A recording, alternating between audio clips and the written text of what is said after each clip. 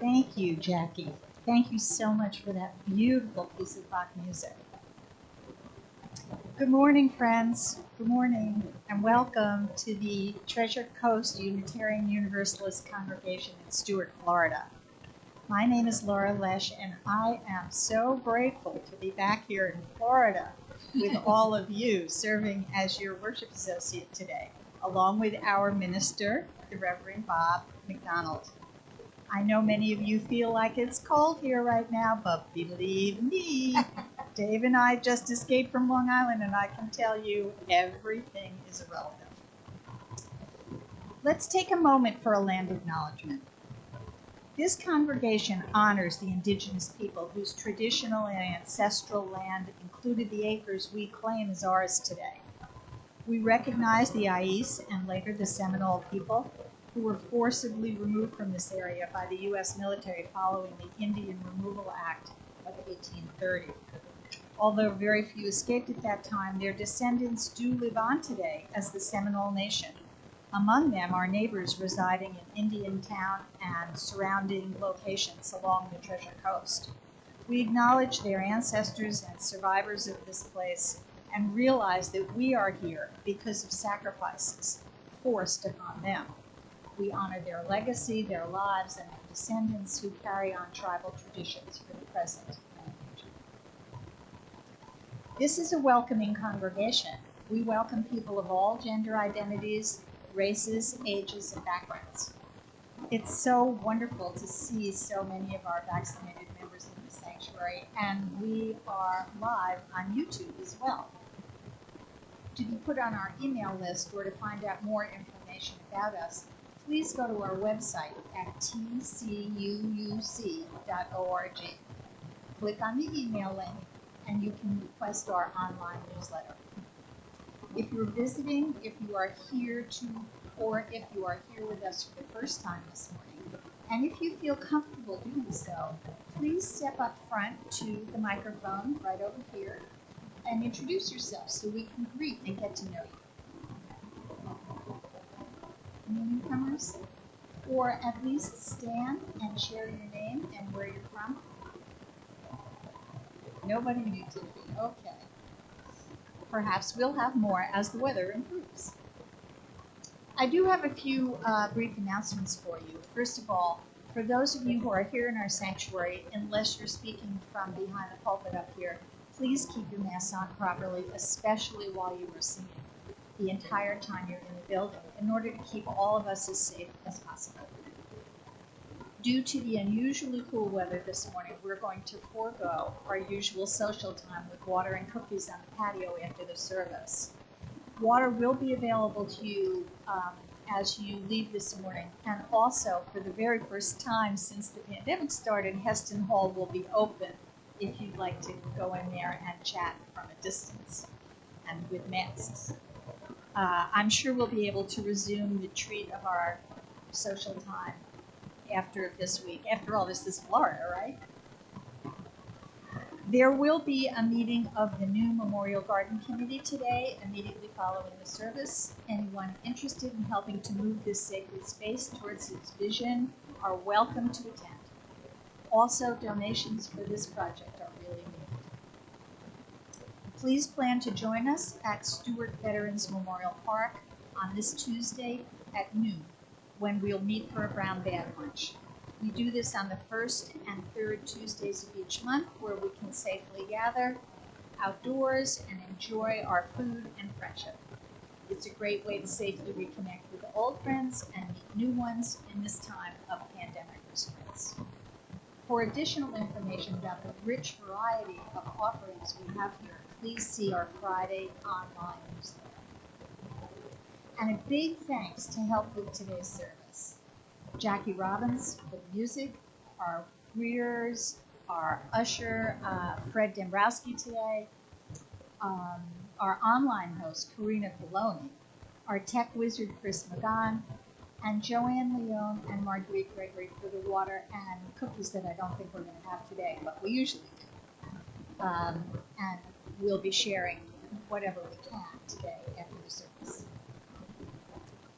We'll begin our time of worship with the lighting of our chalice. So please silence your phones and open your hearts as Reverend Bob lights the chalice, and I say these chalice lighting words from Anastasia Baroche.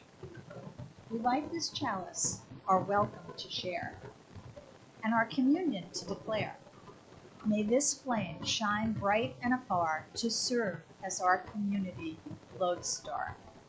All are welcome from everywhere. My opening words today are adapted from Kia Kiali Bordner, entitled 8 Principles in Action. For those of you who may be new to Unitarian Universalism, this reading of our 7 established principles plus our proposed 8th principle, with brief annotations about what each one calls us to do, will be an introduction to our faith. For those of you who have been here for a while, I hope it will be a valuable reminder. Our principles, along with our 6 sources of wisdom, form the very foundation of our Unitarian Universalist theology. I believe Karina is going to post the 7 principles plus the 8th principle as I go over them.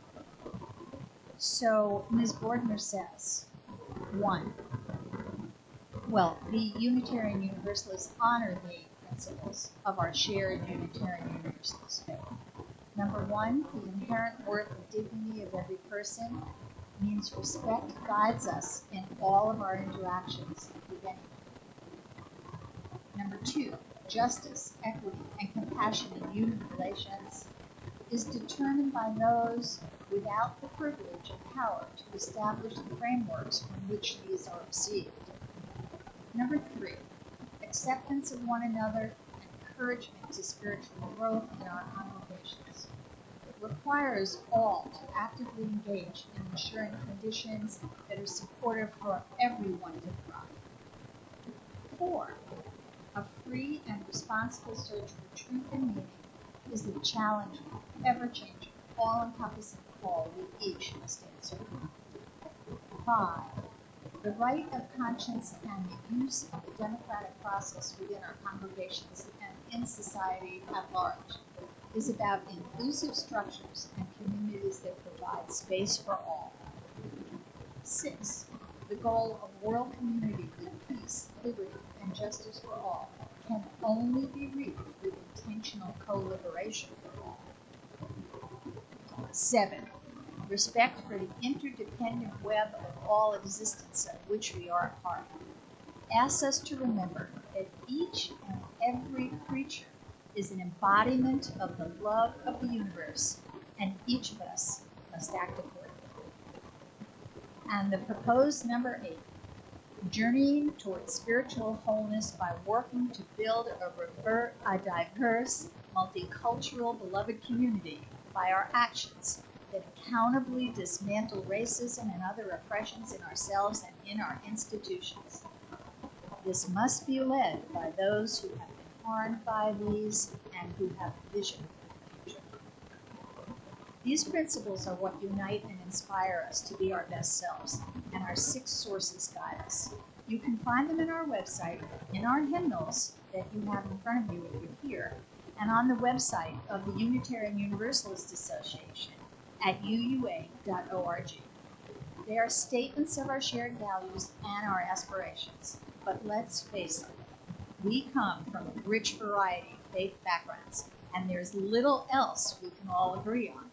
Which brings us to our topic today. Unitarian Universalists as a group are open-minded, or at least we like to think we are, and our principles imply that we try to be so. And yet, there's little doubt that we are opinionated. Is it possible to be both? As you ponder this question, please all join in singing hymn number 170. We are a gentle, angry people, all 6 verses. It speaks to this very question.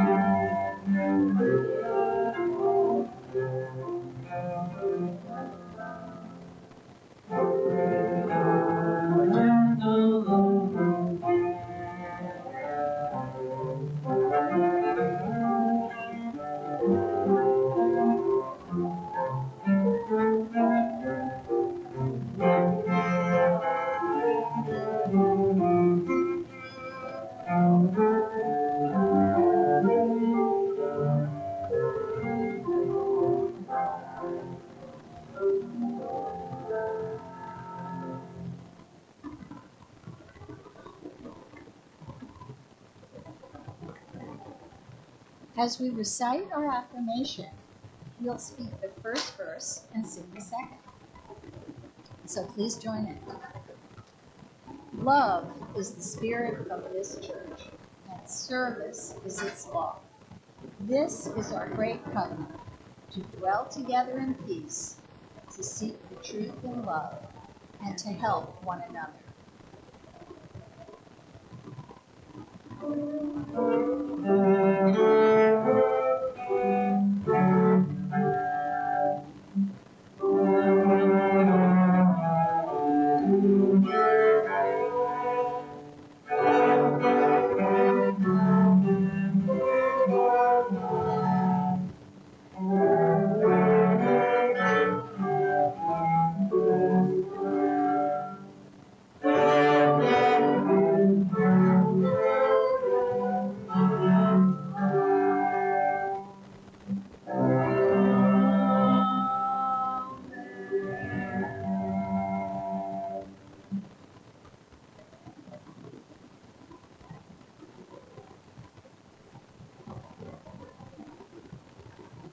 time for joys, sorrows, concerns, so we may know each other a little better and support each other in our life journey.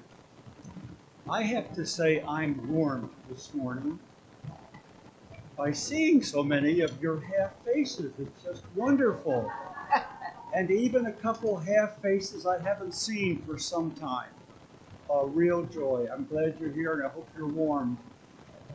We ought to get closer together, but you know we can't. I want to start out mentioning a sorrow. Would you move a stone for my joy and then one for my sorrow? This isn't personal, but it's ripping, and that is 2 young policemen died answering a call, domestic abuse or threat. It's a terrible, terrible loss. Young lives given much too early. We're sad for that. Now we ask you to be brief and personal as you share matters of joy and sorrow. You may come to the mic or you may speak from your seat. Who wants to share?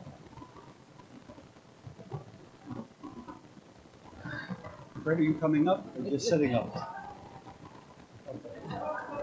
Well, spousal control is often a good thing.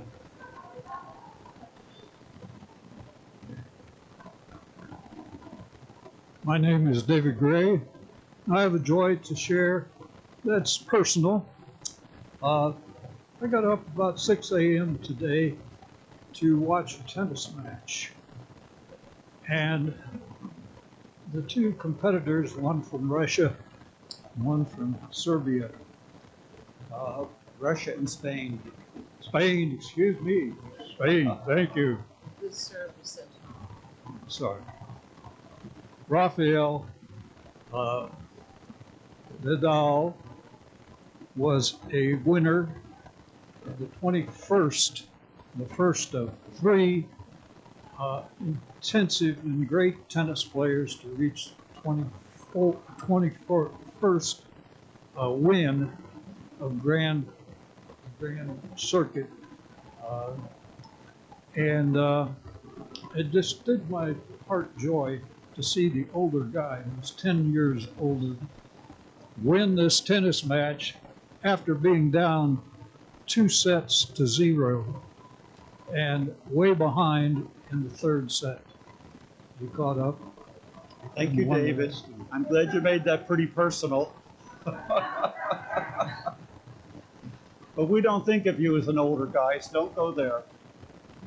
Who else? A matter of joy, concern, sorrow. Anyone? Well, I'll have 2 others. First, Joe, I can never get his name quite right, Genicaro. Joe has had hernia surgery. I don't think he's here. He thought he might be. But anyhow, he's coming along well, he said. And he's out of work for a couple weeks as he heals. So we keep Joe in our thoughts, prayers, and vibes. And also a joy note, you ought to come to the park on Tuesday because we're going to be celebrating the birthday of our park commissioner. Isn't that right? Where is our park commissioner? I thought I saw her come in. There you are. There you are. Anyway, Tuesday, right? Is that also Groundhog Day? We aren't going to be celebrating that. We're going to be celebrating the park commissioner. Yes, and you can bring a cookie if you want. Or even better, a cupcake. Oh, I wasn't done. Go ahead. Yeah, about a week ago, our family celebrated my granddaughter's survival. 12 years since she had major surgery for a brain tumor. It was on Martin Luther King's birthday in 2010. And I don't know if this is working. You can hear me. She's doing really well. You never really get over a brain tumor. I always have to have a commercial message. Pediatric cancer doesn't get a lot of attention. They get 1/100th less research money, $1 per dollar than some other types of cancer. Anyway, we're very happy. She did end up with, she had a stroke after the surgery, but we were just so happy she survived. I even prayed. Thank you. Good, glad to hear that, Linda. Okay, Pat. My stepson and daughter-in-law are doing a Zoom gathering this afternoon to celebrate the dedication of our beloved late grandson's memorial. And I sent my daughter-in-law in her Christmas bag. One of the things was a shawl, and when the tombstone was placed, she sent me a picture with the shawl wrapped around it. And so that brought me both joy and some remembered sadness. For those who don't know, Pat and Joe's grandson was a murder victim a couple years ago in Alabama, isn't it? Yes, yeah, it's really awful. Anyone else? Well, we always add one for those we haven't said out loud. We all carry the folks with us. What's that? I am finished. One more.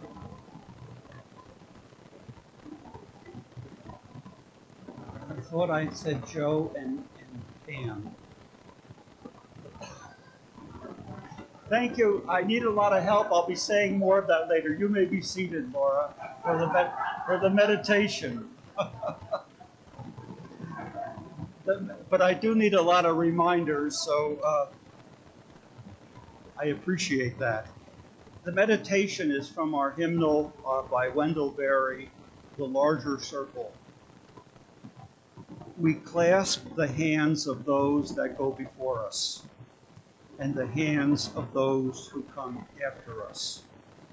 We enter the little circle of each other's arms, and the larger circle of lovers whose hands are joined in a dance, and the larger circle of all creatures passing in and out of life, who move also in a dance, to a music so subtle and vast that no ear hears it except in fragments.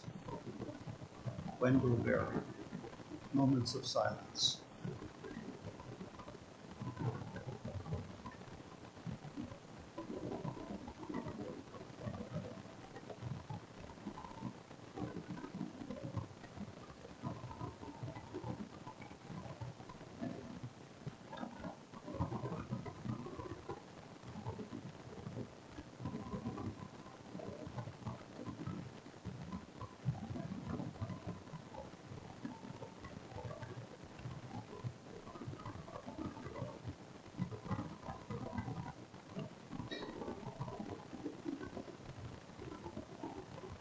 And now, Spirit of Life, in 123, we hum a verse, we sing a verse. I would like to remind you to hum first. Please play.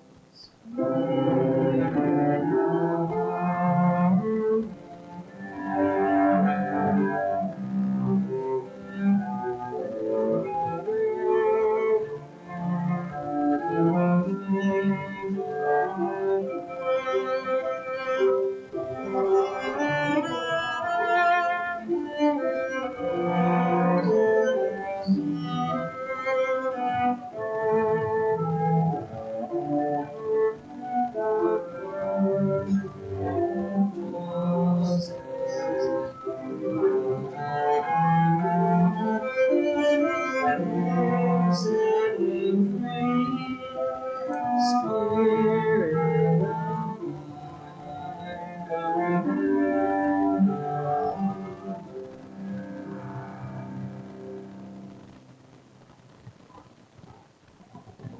the midst of the joy and gratitude we feel here, we invite all to give, and we need all who can to give.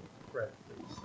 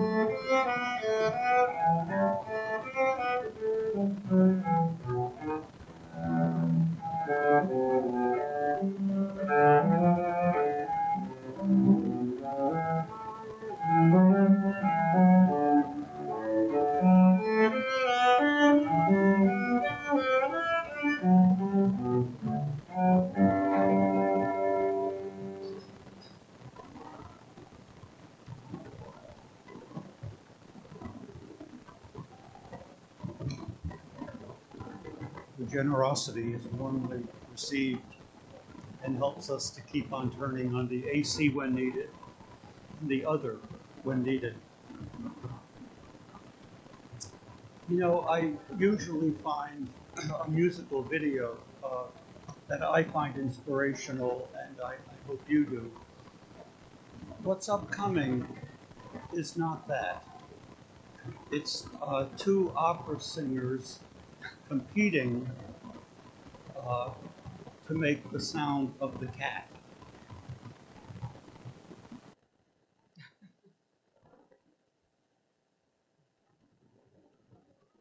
Sermon, open-minded and opinionated. We don't talk about sin much, but that doesn't mean we're sinless. Religions we know about, particularly the one from which both views derived, Unitarianism and Universalism, both considered Christian religions of a sort up until about 1950 or 60. Well, Christianity was big on sin, identifying it closely, narrowly, as anything that strayed from orthodoxy, right teaching, and burning people for such straying, both figuratively, as in the Scarlet Letter, and literally, Salem witch trials, and before that, our sainted Unitarian Spanish doctor, Michael Servetus, who thought in the 1500s he was traveling to Geneva to reason with John Calvin, only to be seized and burned at the stake by Calvin's henchmen. No reasoning necessary or allowed. I was thinking, in the early centuries, sin was largely heresy, not right thinking. Later on, sin became mostly, it seemed, sex-oriented. Another son. One of the books on sin I found most helpful was Carl Menninger's Whatever Became of Sin. The famed psychiatrist wrote that the kernel of truth in the concept of sin was that if we admitted we had done wrong, we could undo the wrong. But by denying the reality of sin, we were also giving up our power of amendment, righting things, at least trying to, things we had done wrong. Menninger was echoed on the big screen with the help of West Side Story. I'm depraved on account of I'm deprived. No one wants a fellow with a social disease. Sin in Christianity has had a pretty sordid history that is often laid at the mammoth place given Augustine, St. Augustine. Is it Augustine or Augustine? That one. Bishop of Hippo, North Africa in the late 300s. He wrote soaringly lines like, "Thou, the divine, hast made us for thyself, but our hearts are restless until they rest in thee." But his struggles to understand and direct his own sexuality made sin more about sexuality than it ever should have been, especially when the great saint also wrote, "Lord, I want to be chaste, but not yet." So, hypocrisy, saying one thing and doing another, is pretty much agreed upon across religions. Wrong, sin, whatever that is. So the Roman Catholic Church has lost a lot of credibility and members with the revelation of sex crimes against the most innocent children all around the world. Most recently, the revelation that the former, still living, Pope Benedict knew that such crimes were going on when he was Archbishop or Cardinal Ratzinger in Germany. And 2 days ago, in the headlines, an ultra-Orthodox leader and star in Israel took his life. A while ago, he took his life, but the story came out recently, a sordid history of abuse with women and children. 2,000 years ago, Jesus claimed religious leaders who thought they were pure were hypocrites, pure on the surface only. Now, hypocrite, I believe, the word comes from Greek stage masks. So when I studied in Israel, a teacher pointed to a town near Nazareth where Jesus must have seen a Greek theater and knew about the masks. One of my favorite lines from Jesus,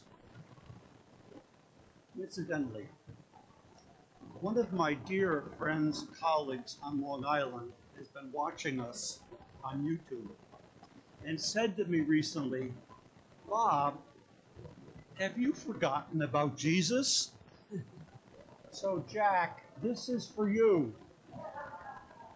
One of my favorite lines from Jesus is, "How can you notice the speck in somebody else's eye but not see the log in your own eye?"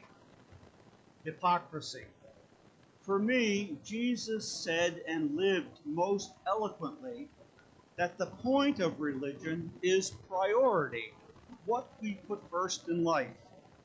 And the ultimate in wrong in religion is hypocrisy, saying one thing and doing another. People who thought they were only good were believing their own PR, their own masks, their own cover-up.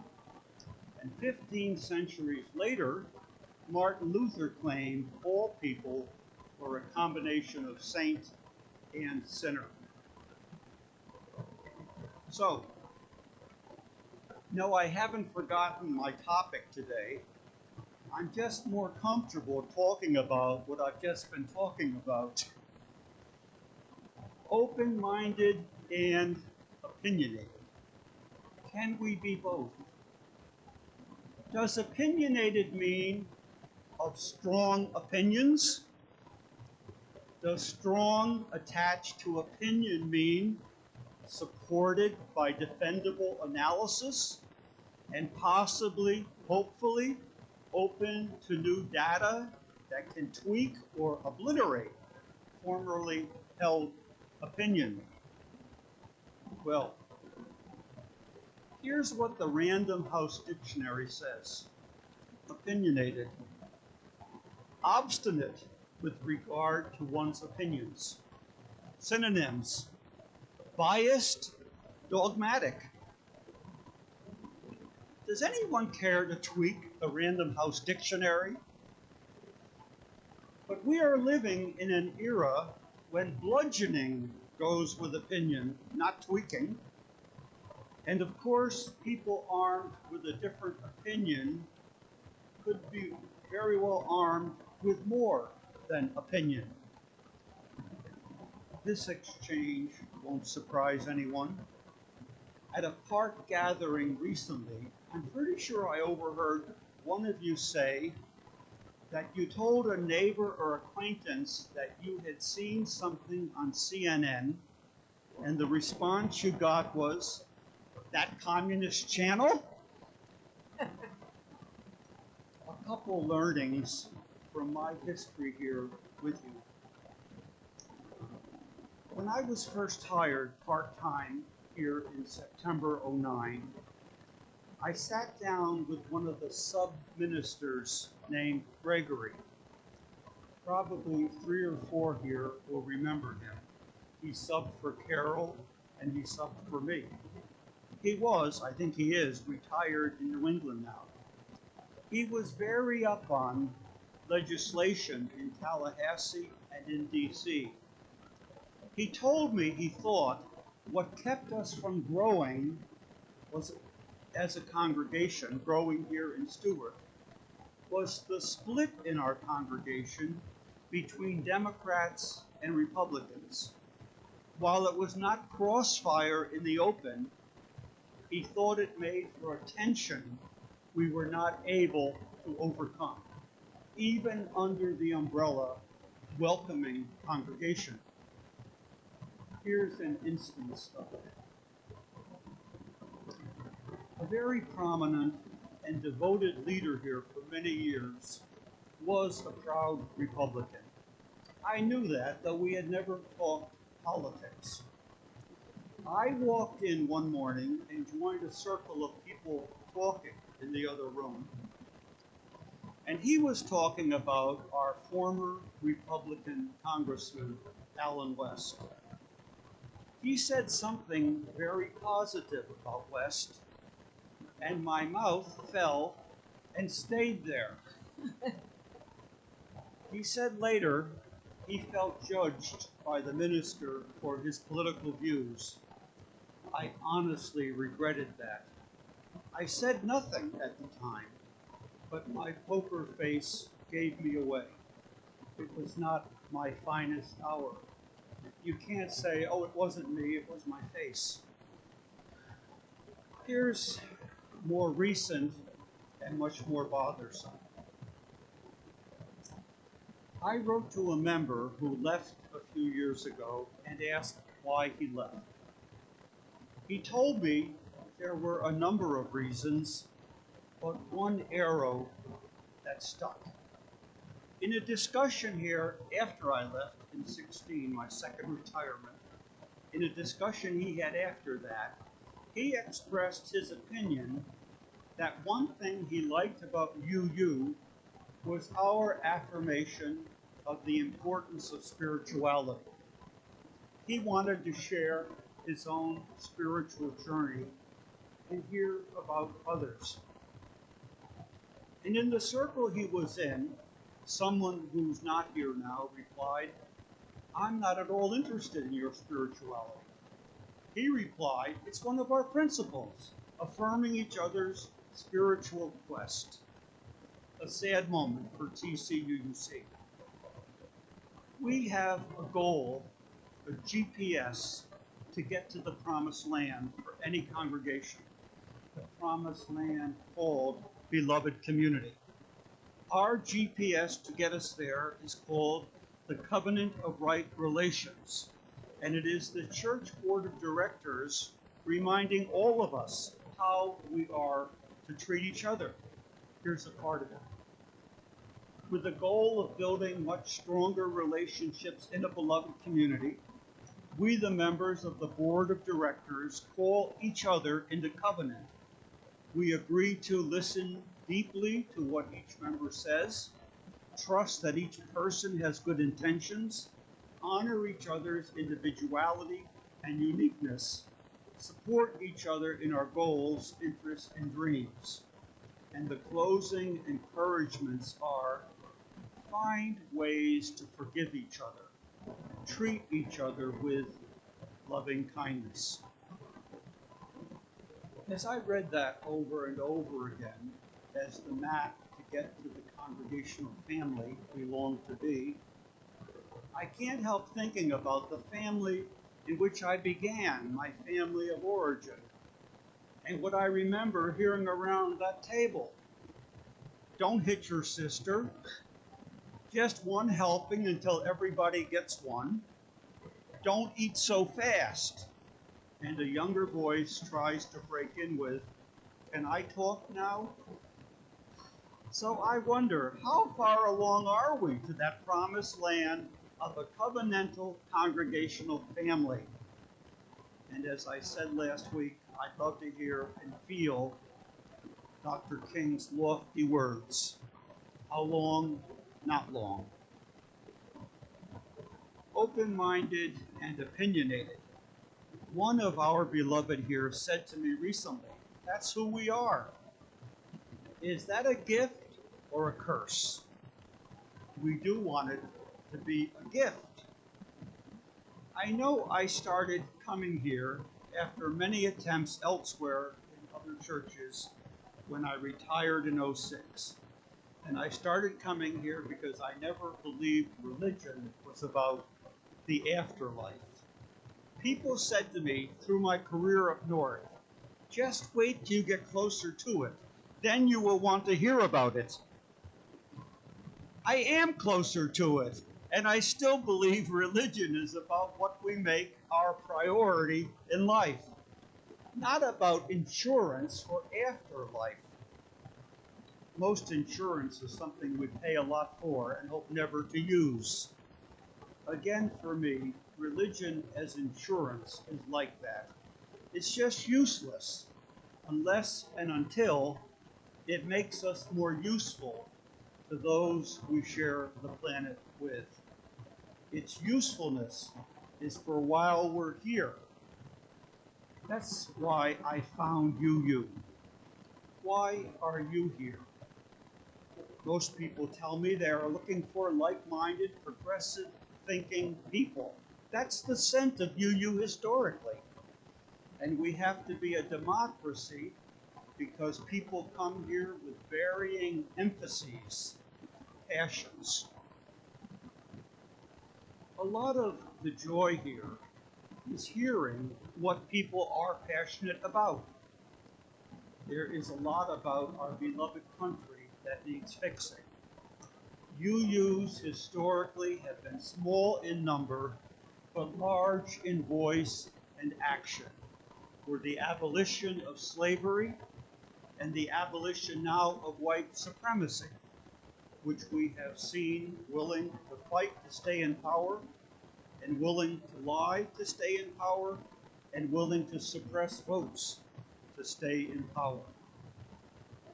We have to keep in mind that we here have our differences, I call them differences of emphasis. Over my years here, I have seen many come with one thing, one social injustice, one historical blight in America, one thing in mind. That's what he or she was looking for and not finding, or not finding sufficiently. I tried to convey, stay and work on us. Passion and patience often are not bedfellows, and impatience can be a very good thing. Those suffering injustice have too often heard, it won't be much longer, too easy for the not suffering to say. Can we be, beloved community, impatient with each other? I think we have to be. Opinionated, which I want to mean strong and thought-through points of view and needed for our discussion and decision-making. That opinionated is a good thing. So yes, come and speak up and listen up. But in our 30-year presence here on the Treasure Coast, at least in my decade here, there has been too much, there have been too many, enough to make us a larger, less struggling congregation, people who came to be heard and left not feeling like they were heard, or left because they didn't know how else to deal with not having the influence here they wanted. How do we convey and practice what we want to see flower here? It's obvious to me I need help. So the cues I was getting earlier in the service, it's obvious to you I need help. This is something we've all got to do. My topic started out to be open-minded and opinionated, but this sermon has to end open-ended. I welcome your input on how we can get to where we want to be. How do we convey to people they will be heard here and that others will be heard also? And if you've got goods to share, and we all do, stay and share them. David Brinkley, of Huntley Brinkley fame in the evening news, two deadpan anchors, if there ever were such. And really, deadpan anchors seem like a good thing. I miss them. David Brinkley of that pair published a book of his commentaries entitled, "Everybody Has a Right to My Opinion." An adorable title, unless that's all someone wants out of a relationship. Then you don't have a relationship. Here, TCUUC, we want to hear each other. We want people to leave our doors knowing they have been heard and knowing they have been enriched and challenged by listening to others. Our closing hymn, I'm not sure it's familiar, 323, Break Not the Circle. Just do your best behind your masks, and that'll be it. 323.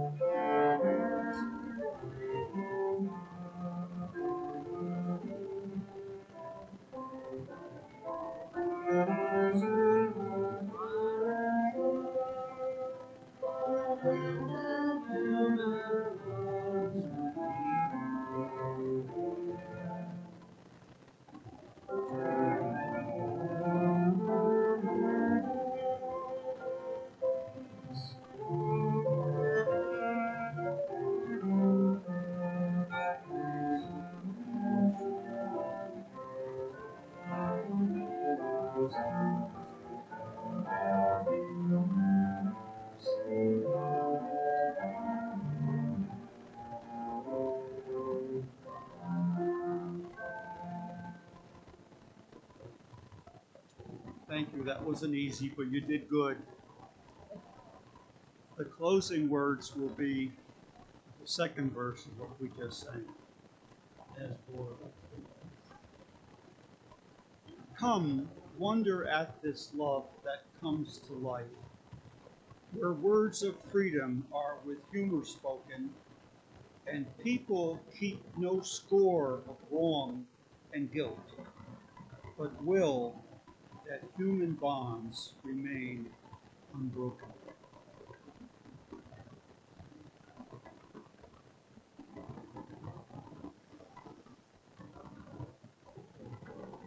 postlude. I would like to try something I haven't played in a while, but you have challenged me to share. And please, no guilt for all the mistakes I might make. But this is a beautiful piece by Johann Sebastian Bach. It's the prelude for the third suite.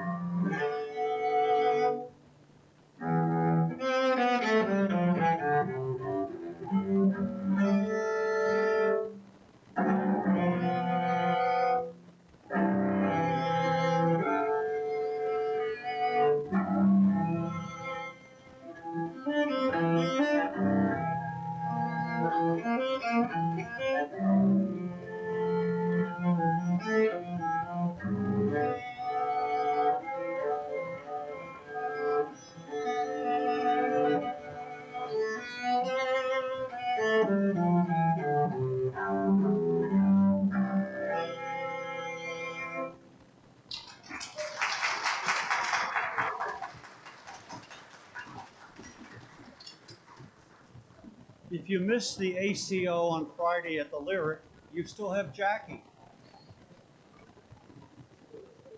That's right, my sister's correct. Yeah. And if you want to see the Opera Carmen, it's playing today at